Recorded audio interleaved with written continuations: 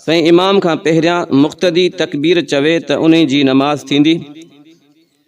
को शख्स इमाम जे पुठियां नमाज तो पढ़े ऐं उन इमाम का पहिरियां अल्लाह अकबर चई करे हथ बधा, इमाम साहब बाद में तकबीर चई त इहो शख्स इमाम सां गॾु नमाज में शरीक नाहे। छो त इमामत जे पोयों इक़्तिदा जो मक़सद ही इहो आहे त मां इमाम जी इक़्तिदा कयां।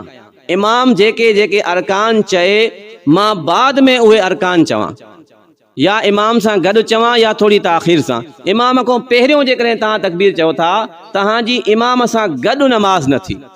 ऐं इन्ही हालत में या त तव्हां अॻु में तकबीर चई आहे, तव्हांखे सम्झ में आयो त मां अॻु में चई बीठो आहियां, त दोबारा तव्हां इमाम जे तकबीर चवण खां बाद दोबारा अल्लाह अकबर करे नियत करे हथ ॿधो तकबीर चओ त पोइ तव्हांजी नमाज सही आहे। जेकॾहिं तव्हां ईअं न कयो आहे, अॻु में तकबीर चई छॾी ऐं समूरी नमाज तव्हां पढ़ी छॾी त इहा नमाज न थींदी, तव्हांखे दोबारा नमाज पढ़णी पवंदी।